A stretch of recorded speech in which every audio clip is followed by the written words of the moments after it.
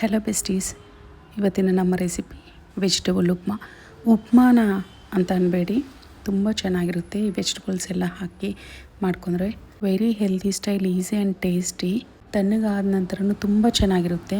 Breakfast R evening tea ಟೈಮ್ಗೆ ತೊಗೋಬೋದು.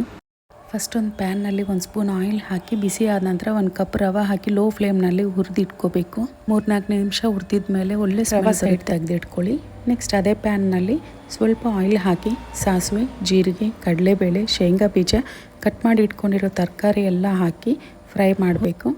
ಒಂದು ಸತಿ ಕಲಸಿದ ಮೇಲೆ ಒಂದು 5 ನಿಮಿಷ ಲಿಡ್ ಕ್ಲೋಸ್ ಮಾಡಿ ಸಣ್ಣ ಫ್ಲೇಮನ್ನೇ ಫ್ರೈ ಮಾಡಬೇಕು. ಅದಾದ ನಂತರ 1 ಕಪ್ ರವೆಗೆ 2 ಕಪ್ ನೀರು ತೊಗೋಬೇಕು.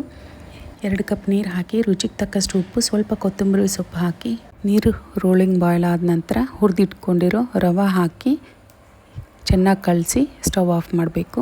2 ನಿಮಿಷ ಆದ ನಂತರ ಲಿಡ್ ಓಪನ್ ಮಾಡಿ ನಮ್ಮ ವೆಜಿಟೇಬಲ್ ಉಪ್ಮಾ ರೆಡಿ ಆಗಿರುತ್ತೆ. ಈ ಹೆಲ್ದಿ ವೆಜಿಟೇಬಲ್ ಉಪ್ಮಾ ರೆಸಿಪಿನ ಟ್ರೈ ಮಾಡಿ ಟೇಸ್ಟ್ ಮಾಡಿ ಹೇಗಿದೆಯಾ ಅಂತ ಬನ್ನಿ ಕಾಮೆಂಟ್ ಬಾಕ್ಸಲ್ಲಿ ಮಾತಾಡ್ಕೊಳ್ಳೋಣ.